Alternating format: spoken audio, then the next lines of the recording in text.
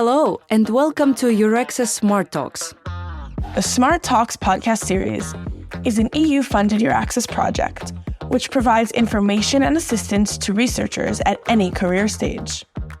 EURAXESS supports the European research area in its ambition to create a single, borderless market for research, innovation, and technology across the EU. We support researchers in mobility, careers within and beyond academia, innovation, and entrepreneurship. We strive to enhance scientific collaboration between Europe and the world.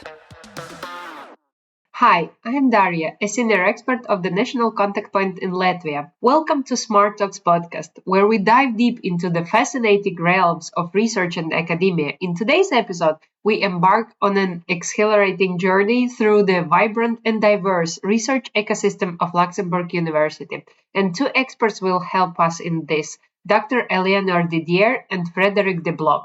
Nestled in the heart of Europe, Luxembourg University stands as a beacon of innovation and collaboration, offering a plethora of opportunities for scholars and researchers from around the globe. From cutting-edge laboratories to interdisciplinary research centers, Luxembourg University provides a fertile ground for exploration and discovery across a wide array of disciplines. Join us as we uncover the unique perspectives, groundbreaking studies, and transformative initiatives that define this dynamic research landscape. Get ready to be inspired by the stories of pioneering researchers, delve into the complexities of interdisciplinary collaboration, and explore the myriad of opportunities that Luxembourg University offers for both seasoned academics and aspiring scholars alike. So tune in as we unravel the rich tapestry of the research ecosystem in Luxembourg University. We are happy to introduce our first guest, Dr. Alienor Didier, National Coordinator EURAXESS Luxembourg, that will give us an overview of the Luxembourg research ecosystem and what to expect coming to multicultural team, what support you could expect from EURAXESS Luxembourg team, and much more. Hi, Alienor, we are happy to have you here. Thank you for inviting me.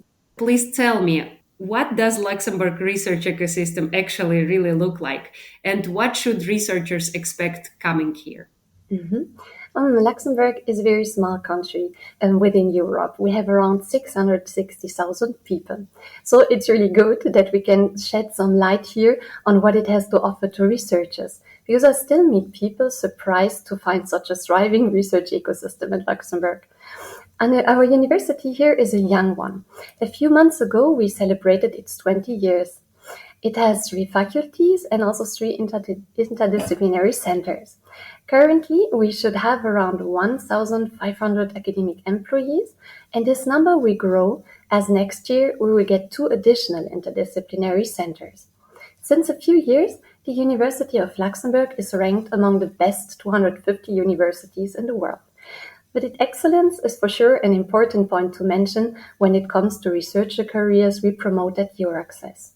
What I consider interesting to highlight besides is the highly international environment our university offers. You already shortly mentioned it before. Our professors and students, among which we also count the doctoral candidates, they come from 130 countries. And this linguistic and cultural diversity is not specific to the university. It reflects the situation in the whole country. Nearly 50% of the population comes from abroad, and Luxembourgish is not spoken as much on the street as one might expect, also due to the fact that many Luxembourgers have no issue to switch to English, French, and German, and sometimes as well Italian and Portuguese or other languages according to the countries of origin of their families. So, as a researcher, you could on the principle get along with English in Luxembourg, that is the working language at our research institutions. Still, learning at least French once you are in the country will serve a lot for your integration, as we have many cross-border workers from France and Belgium. I personally met several PhD candidates who learned our 2 official languages, which are more widely spoken worldwide, that is German and French, and some even added Luxembourgish after. And this makes learning easier because Luxembourgish has similarities with both French and German. Well, interdisciplinarity is, besides internationality, an important aspect of our research ecosystem. I already mentioned the 5 interdisciplinary centers we will have at the Uni in 2024, but also interinstitutional collaboration among the research actors in the country is strongly encouraged. To mention in this context is also the Institute for Advanced Studies of the University of Luxembourg, which has been created to overcome boundaries between disciplines and sectors. Next year, it will open again a call for postdoctoral candidates who wish to conduct interdisciplinary research. It is called Young International Academic School, and in case someone listening to us is interested in it, we have promoted it widely on our EURAXESS Luxembourg LinkedIn, and EURAXESS Worldwide also produced a promotional video, so there's really plenty of information online. As I raise this interinstitutional collaboration, I will also mention a few members of our national EURAXESS network, where researchers from abroad could look for positions according to their specialization and interests. That is the Luxembourg Institute of Health, a public biomedical research organization focused on digital health, precision health, clinical health, and preventive medicine. There's the LIST, the Luxembourg Institute of Science and Technology, which here more than 75% of researchers from abroad among its staff. So you see very international as well. LIST's focus research areas are the informatics, environmental science, and material science. And last but not least, I will pick the LISER, our Luxembourg Institute of Socio-Economic Research, which has specialized in economic, social, and spatial sciences. There are more public research performing institutions, and I would encourage everyone interested in discovering them to take a look at the website of Research Luxembourg. That's a communication initiative promoting our research ecosystem. It does an amazing job also portraying young researchers here in Luxembourg, and by this promoting the diversity of research projects and people you will meet in our country if you come to work with us. Well, a big plus of Luxembourg is its geographical location, which facilitates also cross-border collaborations. We used to say that we are located at the heart of Europe, and that means concretely between Germany, France, and Belgium. You have short distances to the European capitals, either by train or by plane, and we have created a transnational university network with our neighboring countries to make best use of this proximity. It is called the University of the Greater Region, UNI-GR. The 6 affiliated universities offer their doctoral candidates a European doctoral degree. Additionally to the degree they will get from their home university. And UNI-GR has recently launched a call for a guest professorship to foster transnational mobility. This one targets then postdocs and professors affiliated to the universities of the network.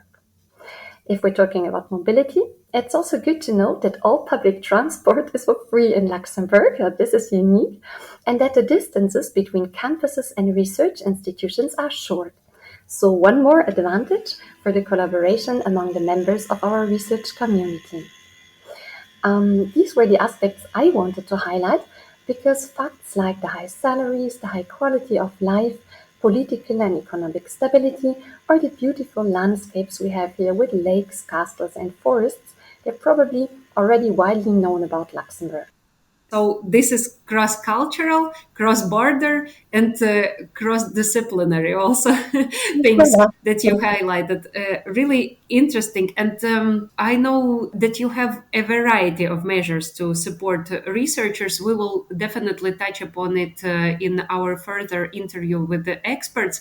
But can you name just some of them? Sure. So, we have a very supportive ecosystem, which is, in my opinion, sensitized to the need of researchers to get connected and get visibility as well for their career and help where needed. The collaboration between our institutes does luckily not stop at jointly performing research. Also, our research support personnel, they join forces across institutes. For example, to offer each year the National PhD Welcome Day. That is an event for all first-year PhDs to provide them with information about the wealth of opportunities, but also the possible challenges they will experience during their doctorate. At this event, we, for example, mention that they can find help through an ombudsman in case they have issues with a supervisor, highlight the benefits of mediation, and promote mentoring or peer mentoring as a means to get career guidance. There is the Fonds National de la Recherche, our national research fund, which is the main funder of research activities in Luxembourg, and they award a prize to honor outstanding mentors within our research ecosystem. So mentoring is also strongly put here in the limelight. And that's, in my opinion, a really great recognition for the efforts of individuals to further improve our research culture. Those who listen regularly to the Smart Talks podcast, they know that EURAXESS is committed to foster mentoring for researchers beyond academia, and know for sure the Rebecca mentoring program managed by our colleagues in Spain. In 2022, EURAXESS Luxembourg offered for the first time its own mentoring program, inspired by the Rebecca concept, to help PhD candidates and postdocs to find positions in Luxembourg outside public research. And recently, the university also launched a mentoring program to support women in academia. And so talking about careers, the uni has started to offer a PhD Career Day this year, which allows our researchers to meet company representatives and alumni researchers who built their career in Luxembourg for an exchange to understand how they could best get there. And this matchmaking offer is complemented through workshops to prepare for the application process.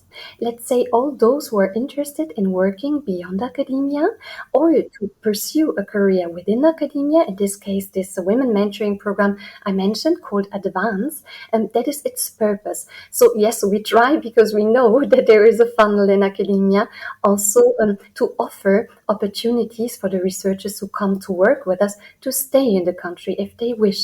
And me as EURAXESS coordinator, I meet a lot of them, honestly, who would love to stay. For example, the ones who familiarize that much with the national languages, who possibly already started to build a family here with other researchers. And so, yes, they are open to PhDs and also postdocs and these offers. Our incubator at the university and also List Ventures, so that's an initiative of the Luxembourg Institute of Science and Technology. It's just to name a few actors. They're doing their best to pave the way for researchers into entrepreneurship. And here I at EURAXESS Luxembourg could also do my bit with offering the Startup Hub Tour Luxembourg for young researchers. 2 years ago, researchers from abroad who discovered the vibrant Luxembourg startup ecosystem. And just let me spoil a bit that more Startup Hub tours will be offered thanks to our current EURAXESS Era Talent Project, which also made this podcast possible. And voilà, stay tuned within the next years, 24, 25, you will hear more about it. So I would just close on one more offer that seems relevant to me for researchers, regardless if they plan to stay in academia or not. And that is the Doctoral Education and Science Communication Project, DESCOM, at our university. And this project trains PhD candidates in science communication and provides them, for example, with the opportunity to share insights about their research work, so science comics, or to gain practical experience through internships in science museums or the uni science lab for high school students. Thank you very much, Alienor. Thank you, Daria.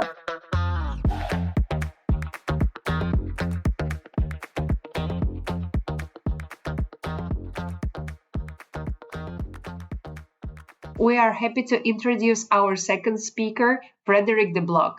She is Learning and Development Team Leader at University of Luxembourg. Frédérique's team recently set up the training Building Resilience for Researchers. Learn how to incorporate resilience into your life as a researcher. Besides the training for supervisors to help them improve the quality of their supervision, these workshop formats complement the mental health and well-being offer from the Service of Student Life Department to ensure researchers receive tailor-made support adapted to their respective role within the research ecosystem. Frédérique Deblock has extensive experience as a human resource professional. She is passionate about people development and has made it her mission to support others in developing their skills.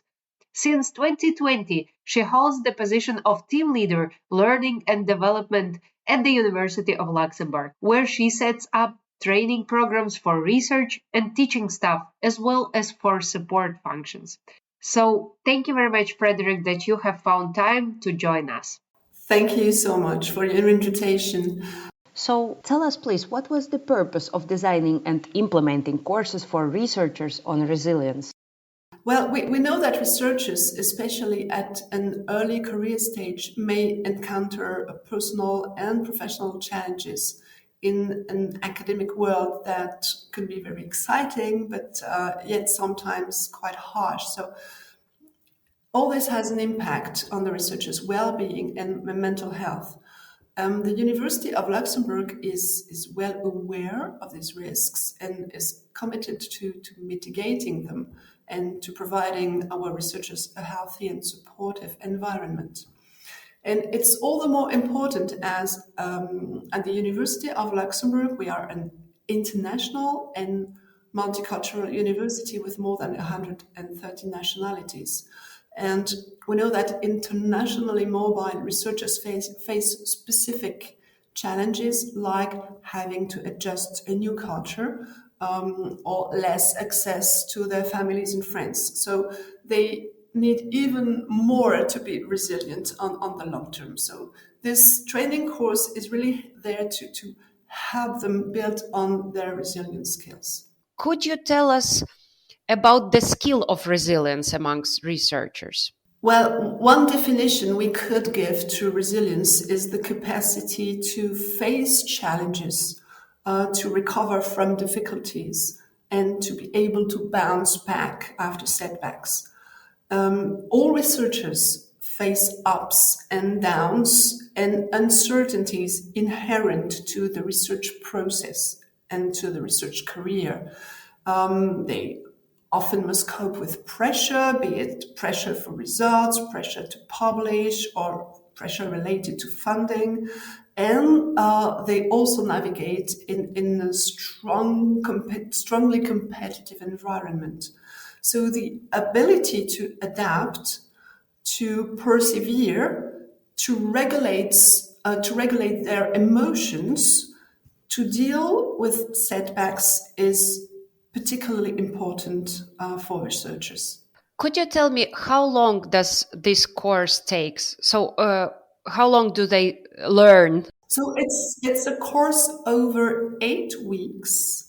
So it accompanies them over that period of time. It's only 1 hour each week, so it's quite easy to fit into a very busy schedule. But it was very important to provide them with a training that lasts quite long and not just a one-shot, one-day training courses. So they learn to understand the difficulties, adapt over time, and it is also the course helps them to monitor, I would say, yes, their development in case they have these difficulties, of course. About resilience, one might think that people are born resilient. One might think that people are born with an emotional toughness that other people don't have, and that help them to go through whatever life throws at them.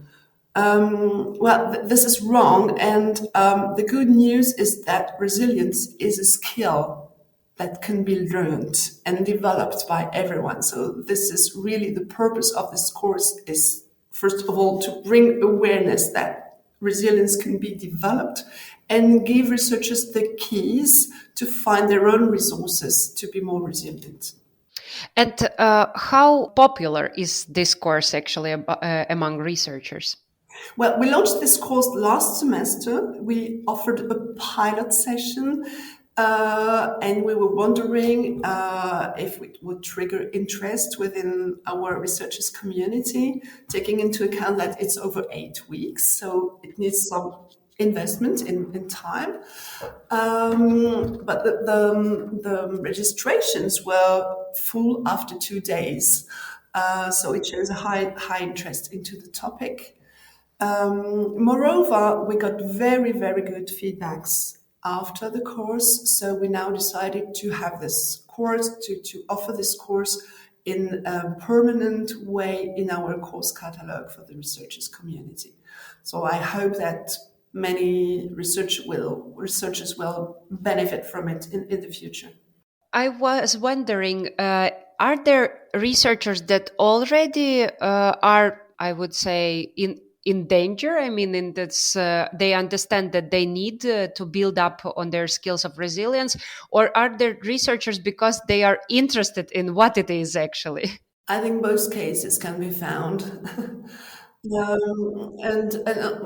An important thing is also that we not only help them develop their resilience skill, but we also give them advice and tips on the support they can find within the University of Luxembourg, be it from, for instance, the ombudsperson, or from the team of psychologists anybody at the university can contact when needed. Important resources that researchers can rely on to help them get better resilient. So maybe I can give you 2 tips that the participants to these courses learn. The first one is to identify the distortive thoughts that they might have. In the course, we call them the mind monsters. And to learn how to identify these mind monsters that anyone could have, and more important, how to deal with them. And the second piece of advice would be to build meaningful relationships with people around you as a researchers. Humans are social creatures, and we thrive through connections to those around us. So it is very important for researchers to build up a network and to rely on a network of trusted people who can provide emotional support, who can provide valuable feedback, and can also bring different perspectives that helps them see problems in a different way. Thank you very much, Frédérique. It was really nice to meet you and have a talk with you. Thank you, Daira. Thank you for listening to this episode of EURAXESS Smart Talks. We hope you enjoyed this episode and can't wait to share more with you next time. You can follow us and find more episodes on the EURAXESS portal or wherever you listen to podcasts. This episode was prepared by audio engineer Pavle Drašković, outreach manager Daria Aksionova, production manager Lea Nerenberg, editors Isar Per and Miroslav Trajanović. This episode is published under the Creative Commons CC BY license. Thanks for listening.